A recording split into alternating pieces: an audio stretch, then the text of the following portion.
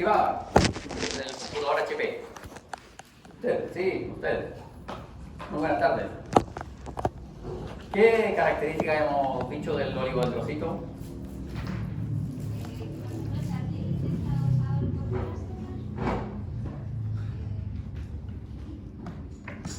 Habíamos,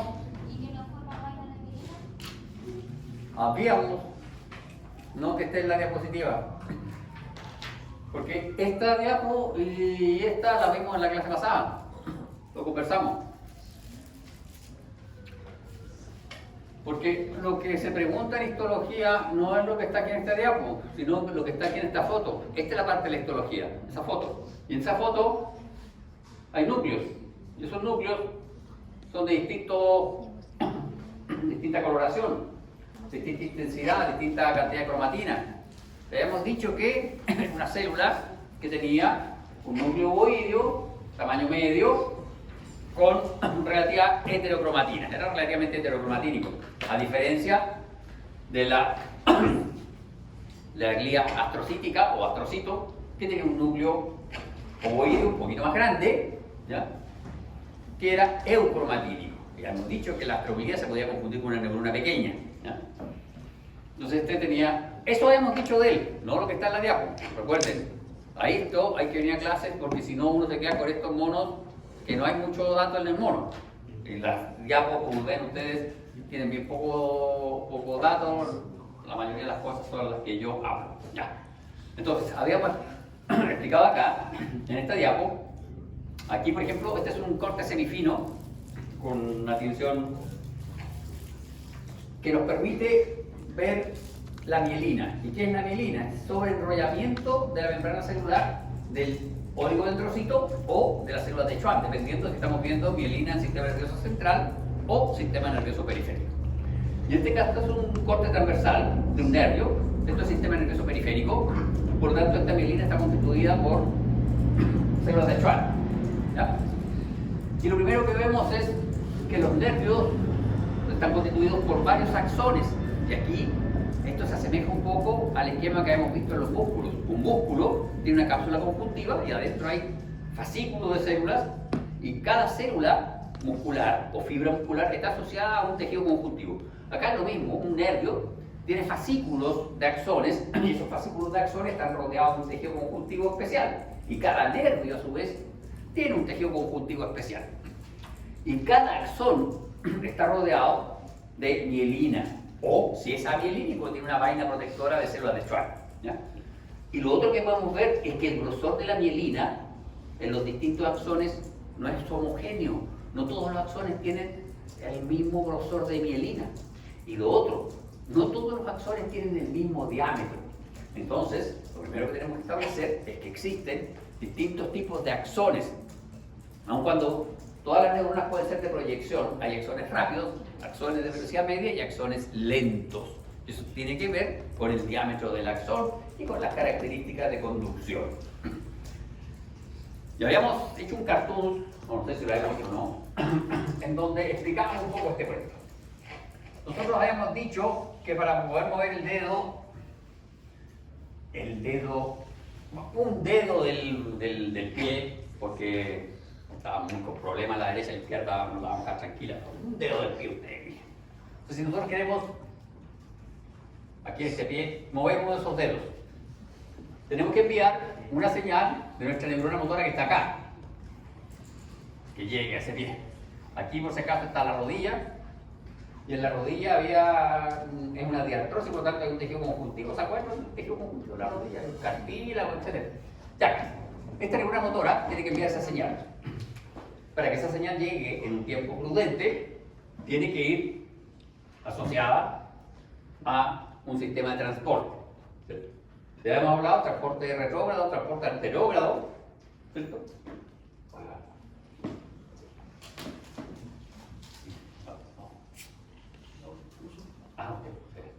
¿Escuchó la cosa pasada? Sí. ¿Y este transporte de acá, de aquí hacia allá, era retrógrado o anterógrado? De anterior. Ya, perfecto. Ya, entonces tiene que haber un sistema de transporte. Pero ese sistema de transporte es para las moléculas que van a llevar el neurotransmisor. pero no para el impulso. El impulso, en el fondo, es una depolarización de membrana. Entonces, si la neurona se empieza a depolarizar, se tiene que depolarizar el 1,5 metros, el metro 10, el metro 10 de axón. Entonces, tenemos nuestra neurona acá, se tiene que depolarizar 1 metro de axón. Y eso es un proceso lento. Entonces, aquí es donde entra la mielina. Entonces, si este axón tiene mielina, ¿qué es la mielina? Sobreenrollamiento de una célula, llámese oligodendrocito o llámese célula de Schwann. Se enrollan y ¿qué sucede? Aíslan ese trozo de membrana. Entonces aquí hay uniones de sello.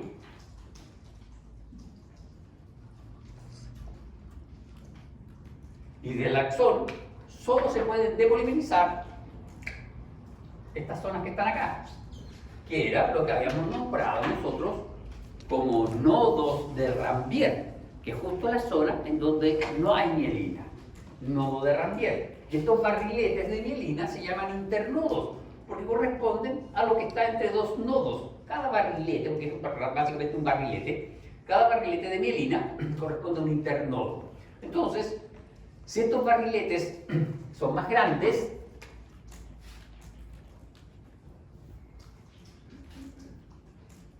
voy a transmitir el impulso mucho más rápido, porque aquí va a ser 3 saltos y llegué al estímulo. 1, 2, 3, 4, 5 saltos. Entonces, cuando nosotros vemos nuestros axones, este grosor de mielina, este diámetro está asociado al tamaño de los barriletes, de los internodos. Entonces, internodos más grandes, el axón es más rápido. ¿Ya? Y aquí está. Y como este es el sistema nervioso periférico, estas son células de Schwann. Cada célula de Schwann es capaz de formar un barrilete o internodo de mielina. ¿Cuál es la gran diferencia con el oligodendrocito? Primero, el oligodendrocito se encuentra en el sistema nervioso central, no está en el periférico. Por lo tanto, en el nervio ciático, si ustedes revisan un corte histológico del nervio ciático, toda la mielina que están observando ahí está asociada a células de Schwann. Eso es nervio periférico. Sistema nervioso central. Tenemos el oligodendrocito, y acá ustedes en este esquema ustedes ven que este oligodendrocito tiene un barrilete, 2 barriletes, 3 barriletes. Ha formado 3 barriletes o 3 internodos, pero en 3 axones distintos. Es más, este oligodendrocito podría formar 3 barriletes en el mismo axón, y esa es la gran diferencia. Un oligodendrocito puede formar múltiples internodos en un mismo axón o en axones distintos.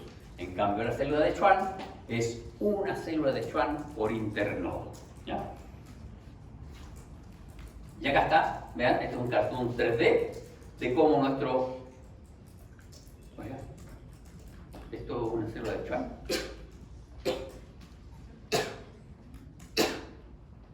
¿Sí o no? Estimada, ¿esto es una célula de Schwann? No sabe. ¿Célula de Schwann? No. ¿Por qué no?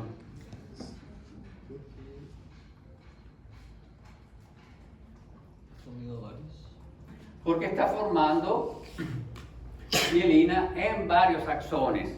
No puede ser una célula de Schwann. Si fuese una célula de Schwann, estaría toda la célula, incluido el núcleo, puesto aquí. ¿Ya? Entonces este es un oligodendrocito.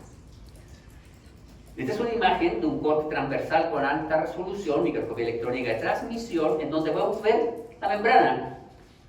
Y lo que destaca acá es que esta membrana tiene un espesor uniforme. La célula se aplana y adquiere un espesor uniforme, pero además hay una periodicidad uniforme. Entonces esta célula hace una magia bien interesante. Primero, la célula es una cosita redondita así, y lo que hace esta célula es generar una lámina, y aquí me va a fallar el pulso. Bueno, aquí está. Genera una lámina que tiene un espesor uniforme. Luego esa lámina se va a enrollar Aquí sí que me va a fallar. Esta laminita se va a enrollar.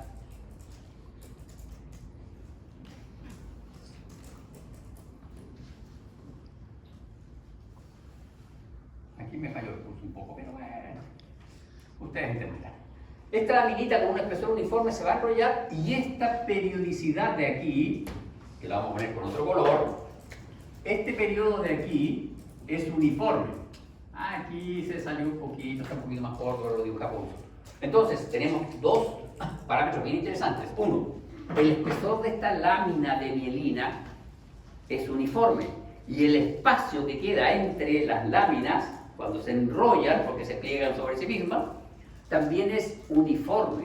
Entonces acá tenemos que develar cuáles son los elementos que a esta célula le permiten hacer una placa uniforme. Es como si a ustedes le pasaran una masa de pizza y le dijeran, haga una plataforma para pizza, pero le quede uniforme, quede parejita.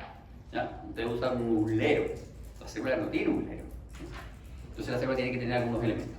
Un detalle interesante es que en este caso, esto es un axón, este es el esquema, y aquí ustedes pueden ver las uniones de sello que están justo en esta zona, en el borde del nodo de Rambier. Entonces, esto quiere decir que esta membrana que queda en el nodo no se puede depolarizar. ¿Por qué? Porque no tiene contacto directo con el exterior. Solo la membrana del nodo está, comillas, desnuda. No tiene mielina. Comillas desnuda, ¿por qué? Porque efectivamente vamos a ver que nunca está desnuda propiamente tal. Porque como pueden ver ustedes, acá se proyecta parte de la región superficial del elemento que está formando la mielina. Entonces, y aquí arriba hay una cubierta de glicoproteínas. Entonces el axón nunca está, en realidad, nunca está desnudo completamente. ¿Ya? Glicoproteínas. Bien, y acá tenemos. Este es nuestro nodo de Rambier, este es un internodo, otro internodo. Y acá tenemos un internodo, otro internodo. ¿Pero qué diferencia hay? Sistema nervioso central, sistema nervioso periférico. Miren, esto es un oligodendrocito. ¿Y este es otro oligodendrocito? No, puede ser el mismo oligodendrocito. Patita A del oligodendrocito, prolongación B del mismo oligodendrocito. ¿Y qué detalle interesante? En esta zona del nodo no hay proyección de la membrana del oligodendrocito, pero sí hay una proyección de un pie terminal de un astrocito. Entonces esta zona del nodo de Rambier en el sistema nervioso central está recubierta por pies terminales de astrocitos. Vean los astrocitos donde andan, incluso acá, participando, regulando. Los astrocitos generan microambientes. De hecho, en la sinapsis participan también los pies terminales de los astrocitos. Bien, entonces sistema nervioso central vamos a tener oligodendrocitos. Sistema nervioso periférico, vean la diferencia. Acá no hay oligodendrocitos, porque en el sistema nervioso periférico no hay oligodendrocitos. Entonces, ¿qué sucede? Sucede que la región superficial del internodo A se interdigita con la región superficial del internodo B. Y como esto es sistema nervioso periférico, este internodo B es una célula de Schwann y este internodo A es otra célula de Schwann. Y de nuevo, nuestro axón, en la zona que se depolariza, nunca queda desnudo, está protegido por este internodo, ¿ya? por ese repliegue. Y son células de Schwann. Una célula de Schwann, otra célula de Schwann. Prolongaciones del oligodendrocito. Bien, y acá está más o menos el esquema de cómo sería esto. Entonces, la célula de Schwann, esto es el sistema nervioso periférico, reconoce su axón y comienza a enrollarse sobre el axón. Es como si ustedes toman un lápiz de grafito y con esa bolsa que usted tiene ahí de los Fruyelé que no convidó, pésimo me parece, ¿me presta la bolsa? Gracias. Bien. Este es el oligodendrocito. Vamos a tener nuestra célula de Schwann. La célula de Schwann es así gordita. Lo que tenemos que hacer es enrollar esta célula de Schwann aquí. Primero tengo que aplanarla. Y tengo que conseguir formar una lámina homogénea de un espesor homogéneo y luego se enrolla. Pero la célula de Schwann no se enrolla así porque no puede hacer ese giro. La célula de Schwann lo que hace es una cosa más compleja todavía. Se enrolla alrededor de su axón y empieza a hacer eso. Así, esa es la idea. Siempre se mantuvo aquí y lo único que hizo fue rotar su citoplasma. No se mueve el axón porque el axón no se puede torcer. Entonces, ¿cómo consigue la célula de Schwann quedar así planita y luego que cada vuelta de esto quede equidistante? Lo consigue gracias a la existencia de proteínas transmembranas, ¿ya? Y esas están presentes tanto en el oligodendrocito como en la célula de Schwann, ¿ya? Y este es más o menos el esquema de cómo sería esto. Y si ustedes se fijan acá, hay unos elementos que se creía que eran un artefacto de técnica, que son las incisuras de Smith-Lantelmann. Esto se creía que era un artefacto, pero la verdad es que permite el paso de nutrientes, porque estas láminas quedan muy planitas, entonces esto permite el paso de nutrientes y mantiene viable y vital la mielina, ¿ya? Y acá lo tenemos, un axón. Venga. Mitocondria. Eso podría ser red. Eso de ahí podría ser red. Pero teoría, el axón tiene red. Porque corpúsculos de Nissen no había. Y los corpúsculos de Nissen eran macroagregados de red. ¿Sí? Perfecto, muy bien. Puede ser red. Insisto, no tiene corpúsculo de Nissen. ¿Qué es un corpúsculo de Nissen? Un macroagregado de red. Nunca hemos dicho que no tenga red, ¿ya? Lo que no tiene son corpúsculos de Nissen, que son macroagregados. Acá hay red, pero poquito, ¿ya? Entonces hay red. Y acá están las membranas, ¿se fijan? Perfectamente espaciadas. Y ahí hay una incisura de Smith-Lantelmann. Eso de ahí. Vean la periodicidad. La periodicidad de esto es casi más precisa que la periodicidad de las sarcómeras. ¿Y cómo se logra eso? Esto se logra fácilmente. Vean, primero, ¿cómo sabe un oligodendrocito o una célula de Schwann que tiene que mielinizar un axón? Porque hay axones amielínicos. Y en el caso de los axones amielínicos, lo que hace la célula del oligodendrocito o la célula de Schwann, abrazan al axón. Así. Lo abrazan, ¿no? Pero ¿cómo sabe que tiene que enrollarse sobre el axón? Es porque los axones que tienen que mielinizarse expresan esta proteína, la neuroregulina. Y si el axón tiene neuroregulina, la célula de Schwann empieza a enrollarse sobre ese axón. ¿Y cómo se consigue este espaciado? El espaciado, ¿se fijan? El espaciado, este es el citoplasma, este es el espesor. Este es el espesor de la membrana de la célula de Schwann o del oligodendrocito. ¿Cómo se consigue este espesor? Con esta proteína, la proteína básica de la mielina, que está tanto en la célula de Schwann como en los oligodendrocitos. Y apoyando a la proteína básica de la mielina está la región citoplasmática de la proteína 0 o proteína Z, en el caso del sistema nervioso periférico. Ahora, ¿cómo se consigue el espaciado? Tenemos el espesor lo tenemos. ¿Cómo se consigue el espaciado? El espaciado se consigue con la región extracelular de la proteína 0 o proteína Z, ¿ya? La región extracelular, esta lámina, devuelve mi célula. Vale. Esta lámina va torciéndose acá y tiene aquí por fuera proteínas. Y cuando estas proteínas hacen contacto con la pared de acá adentro, el oligodendrocito está flaco. Aquí tiene proteínas que salen hacia afuera y tiene otras proteínas que están por dentro y me dan el espaciado. Perfecto, me dan el espesor. El espaciado, esto se va torciendo, pero tiene proteínas aquí por fuera. Cuando esas proteínas de afuera hacen contacto con las proteínas de afuera del otro lado, ¿se fijan? Aquí lo vamos a partir solo en 3, para que se entienda.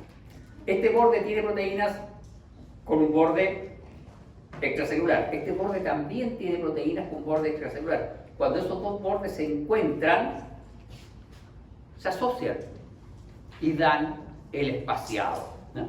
Esto da el espesor eso da el espaciado. Entonces, la región extracelular de la proteína 0 es la que da el espaciado de la vaina de mielina. La región intracelular, junto con la proteína básica, dan el espesor de la lámina de mielina. ¿Se fijan? Es bien fácil esto, cuando uno después descubre estas proteínas, es fácil de entender que pueden hacer una mielina perfecta, ¿ya?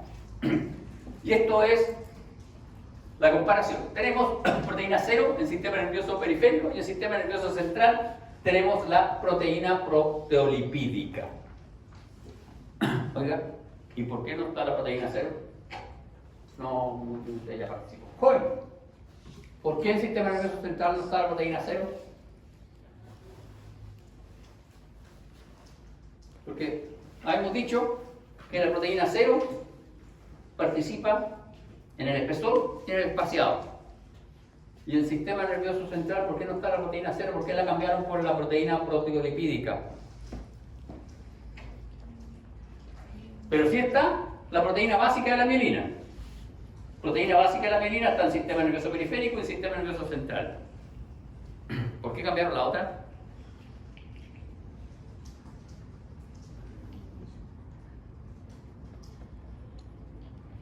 Tendrán un poquito espaciado. No. Estimada Isidora, no. No. Era con él. No. Bueno. Estimada, puede ayudarle cualquiera de las dos señoritas, incluso cualquiera de las 5 señoritas de ese mesón. Ah, son 7, ya, cualquiera de las 7. ¿Por qué cambian de...? ¿Ah? ¿Cómo?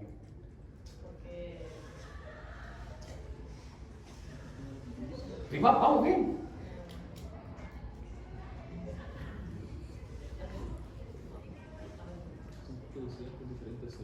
Exactamente. Dijimos hasta el cansancio. Sistema nervioso periférico está las células de Schwann, proteína 0. Sistema nervioso central, no hay células de Schwann. Están los oligodendrocitos, es otra célula. Comparten la proteína básica de la mielina, pero la proteína que ayuda al espaciado es otra, porque es otra célula. Es una célula absolutamente distinta, ¿ya? Entonces, por eso es que son proteínas distintas. No es que el profe le quiera complicar la vida al pobre alumno de dental y le pone 2 proteínas, una tontera. No, son 2 células distintas, por eso tienen proteínas distintas. Por eso es que a mí no me molesta que no tomen apuntes. Pero si no van a tomar apuntes, si van a estar grabando la clase, al menos estén con las antenas y prestando atención y estén siguiendo la clase, porque si yo digo una cosa y la repito 5 veces y luego pregunto sobre eso mismo que he repetido 5 veces, tienen que estar atentos. Bien, habíamos dicho que hay axones amielínicos. ¿Qué significa esto? Que no tienen mielina. Solo significa eso, no tienen mielina. Pero no significa de modo alguno que esos axones estén desnudos. Esos axones están protegidos. Esto es nervio ciático. 1, 2, 3, 4, quinto mesón. El mesón que sigue de las 7 señoritas. Esto es nervio ciático. Este es un axón. Por lo tanto, esta célula que está aquí, ¿qué célula es? 1, 2, 3, 4, quinto mesón. Los queridos alumnos. Señora Adidas. Esta celulita, esto es nervio ciático. Esta celulita, ¿cómo se llama?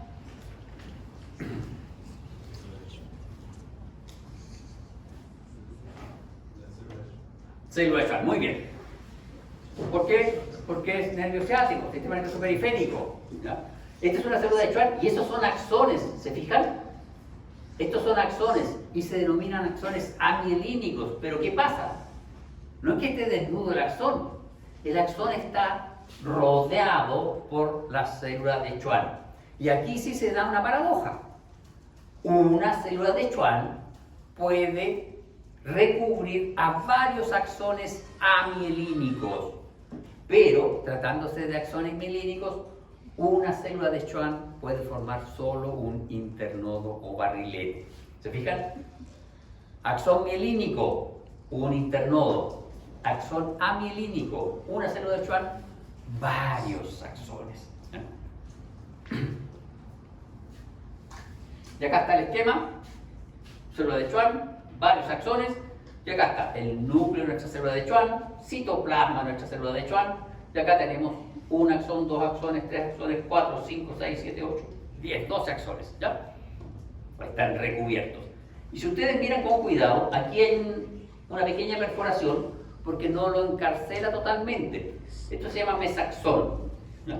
Y por ahí pueden difundir elementos hacia este espacio que queda entre el axón y el citoplasma de la célula de Schwann. Bien, y acá tenemos una fotografía en donde podemos ver, este es un corte de microscopía electrónica de transmisión de un axón mielínico, otro axón mielínico y varios axones amielínicos. Y acá está el recuadro en azul y el recuadro en rojo, y podemos ver un axón, vean el diámetro, axón, el diámetro del axón, más o menos similar el diámetro, pero este axón es lento y este axón es rápido. La diferencia, la cantidad de mielina. Este tiene mielina, este no tiene mielina, ¿ya? Entonces, el diámetro del axón no necesariamente se relaciona con la velocidad de conducción. ¿Ya? Sí, la mielina, el espesor de la mielina que tengan, el tamaño de los internodos. Eso sí. 1, 2, tercer mesón. Los siguientes diapos les vamos a hacer unas consultas porque yo les he dicho hasta el cansancio que aquí no pueden haber personas felices. Y si yo veo a alguien muy feliz, le tengo que preguntar. Tengo dos opciones, le pregunto sobre la materia o le pregunto por el motivo de la felicidad. Así que me imagino que prefiere que le pregunte la materia. Bien, vamos a seguir revisando la guía. Eso teníamos que ver sobre la célula de Schwann y el oligodendrocito. La otra guía que está en el sistema nervioso central es el ependimocito.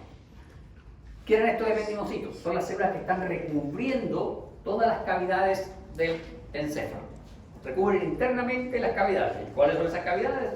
Los ventrículos cerebrales.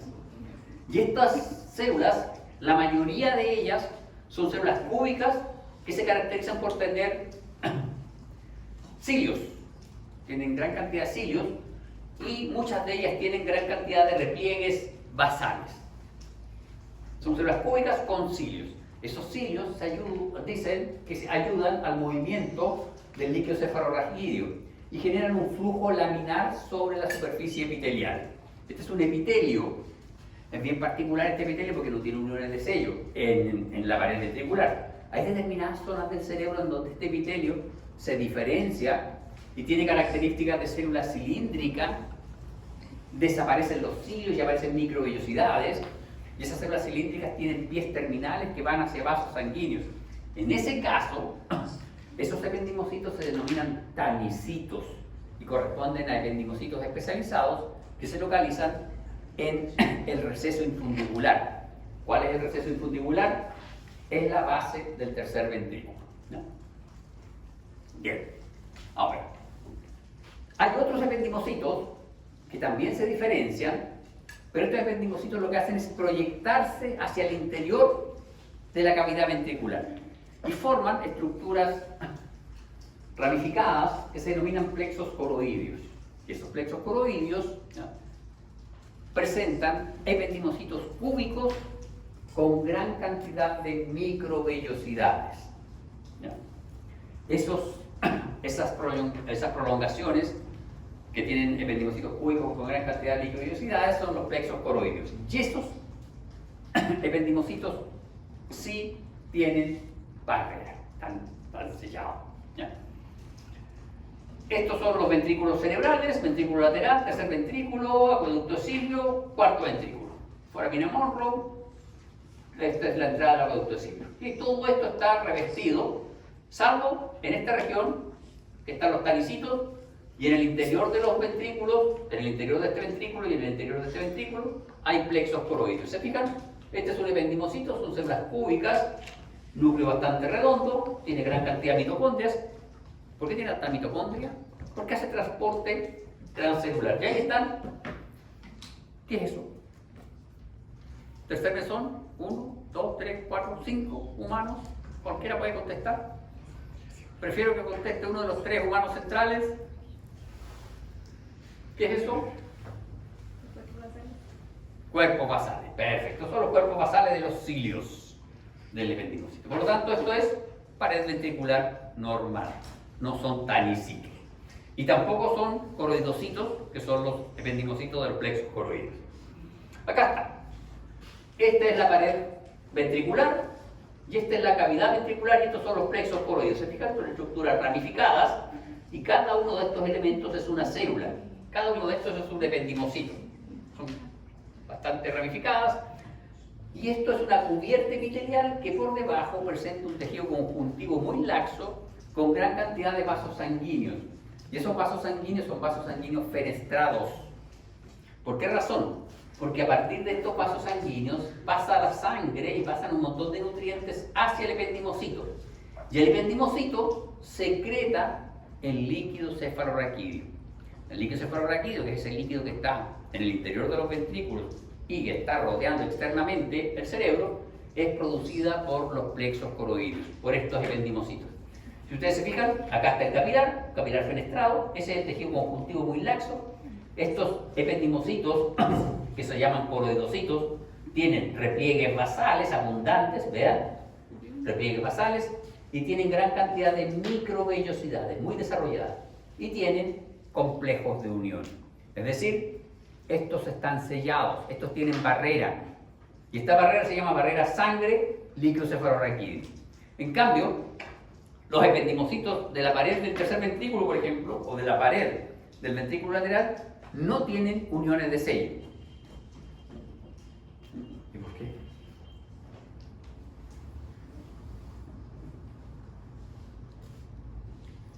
¿Por qué? ¿Por qué no tienen uniones de sello? Lo mencionamos en la clase de epitelio, dijimos algo sobre los capilares.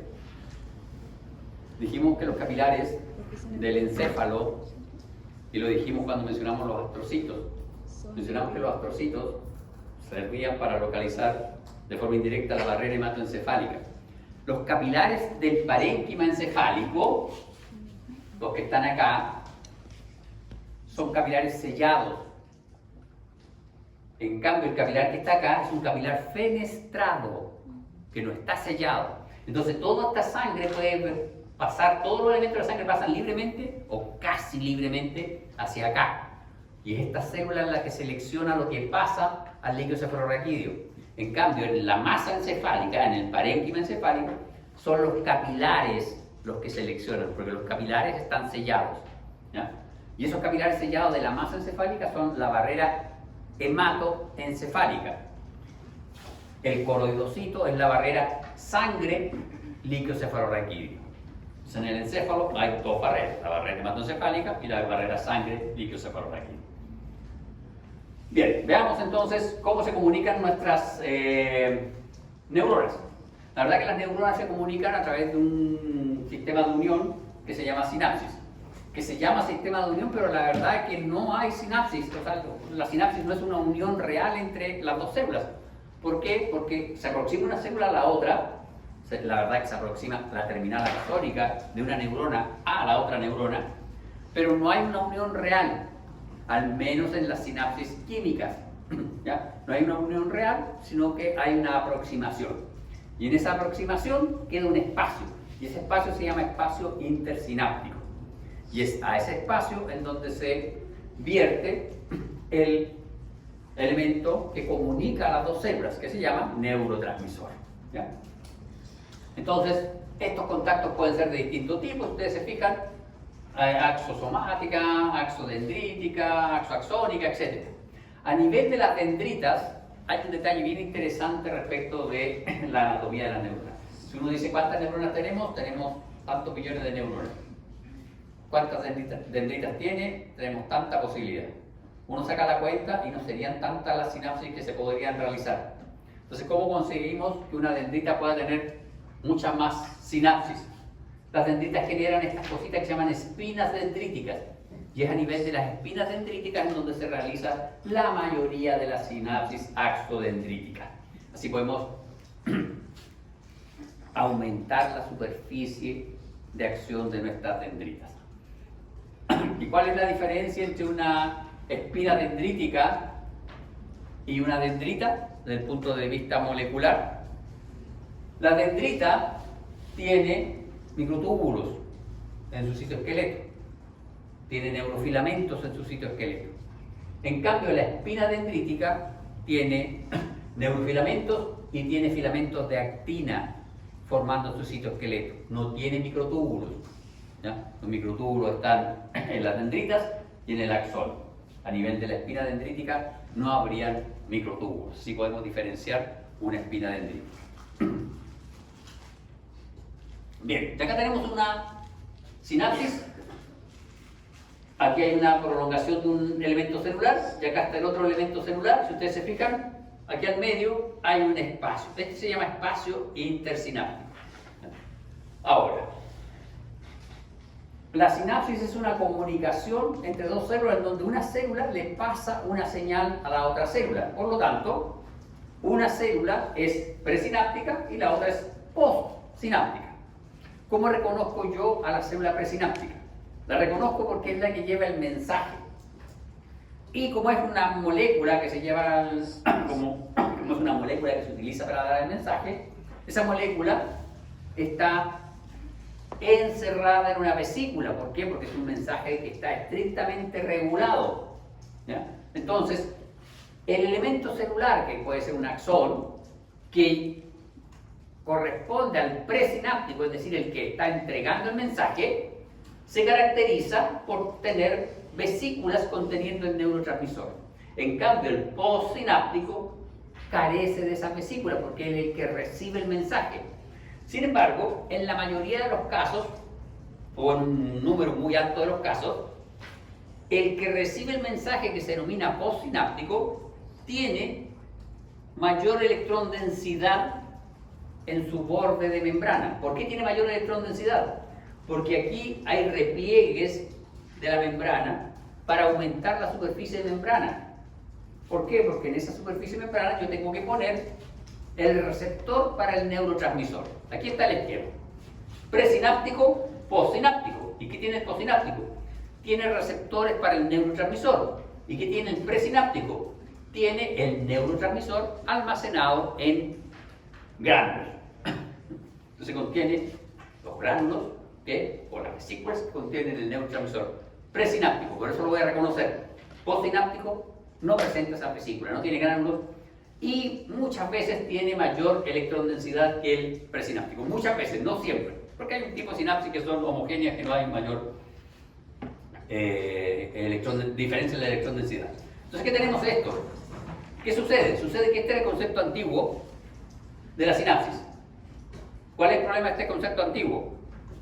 En que nosotros tenemos gran cantidad de vesículas que para liberar el neurotransmisor se fusionaban con la membrana del axón. Entonces, ¿qué pasa si yo fusiono membrana acá? Hago que mi axón aumente su tamaño. Si estoy fusionando membrana, esto aumenta. Entonces tengo que producir un reciclaje de membrana, ¿se fijan? Y eso enlentece todo el sistema. Y lo otro, cada vez que fusiono los gránulos, se produce un vaciamiento total del neurotransmisor. Desde el punto de vista de la economía, no es muy económico esto, ¿ya? Estoy gastando una cantidad enorme de neurotransmisor. ¿Qué es lo que se está proponiendo ahora? Que está bastante más aceptado. Entonces, este es el modelo antiguo en donde el gránulo se fusionaba con la membrana y se liberaba todo el neurotransmisor. Este es el modelo nuevo, en donde existe un complejo de proteínas que ancla el gránulo a la membrana terminal de nuestro axón y se produce un poro. ¿No? Se produce un poro y por ese poro, con ayuda de calcio y otras proteínas, por ese poro pasa una cantidad determinada de neurotransmisor y el gránulo sigue fusionado, pero no fusionado, perdón, sigue anclado a la membrana, no fusionado. Acá se fusionaba, aquí se ancla. Entonces el gránulo sigue anclado. Una vez que el gránulo está vacío, se desancla y se recicla. Entonces el reciclaje es mucho más rápido y es más económico desde el punto de vista de la cantidad de neurotransmisor, ¿ya? Entonces este es el modelo más aceptado hoy por hoy. modelo que propone un anclaje del gránulo o de la vesícula que contiene el neurotransmisor, y ese anclaje se da por proteínas bien particulares. Bien, entonces vamos a tener que, de acuerdo a los criterios morfológicos, las sinapsis se pueden clasificar según su localización como axodendrítica, axosomática, axónica. Sobre la base de la condensación de membrana, lo que les mencionaba antes, las de tipo 1 se caracterizan por presentar mayor condensación de la membrana postsináptica. Esta es de tipo 1, mayor condensación de la membrana postsináptica, tipo 1. Y tipo 2 tienen igual condensación, ¿no? Y luego, desde el punto de vista de la señal, pueden ser químicas, que es la normal, o pueden ser eléctricas. En el caso de las sinapsis eléctricas, ahí sí existe unión del presináptico y el postsináptico. Y ahí en ese caso no hay gránulo. ¿Por qué? Porque es eléctrica, son corrientes de calcio, corrientes de iones. ¿Y qué sistema tiene que haber? Tiene que haber uniones de tipo comunicante. En este caso, sinapsis química, hay un neurotransmisor, hay un presináptico, un postsináptico, hay vesículas conteniendo el neurotransmisor. Acá no hay presináptico y postsináptico fácilmente identificables. ¿Por qué? Porque no hay vesículas conteniendo el neurotransmisor. En este caso, en la sinapsis eléctrica, sí hay contacto de la membrana del pre y postsináptico, y ese contacto se establece a través de uniones de tipo comunicante, es decir, aquí hay conexones. ¿Y esa es la última diapo, creo? Sí, exactamente. Sinapsis química de tipo 1, de tipo 2, mayor condensación o electrón densidad en el postsináptico, igual condensación tanto en el presináptico y postsináptico. El presináptico lo reconocemos por la vesícula conteniendo el neurotransmisor. Propuesta de sinapsis química y propuesta de sinapsis eléctrica. Bien, nos vemos la próxima. ¿Estuvo bien? Perfecto.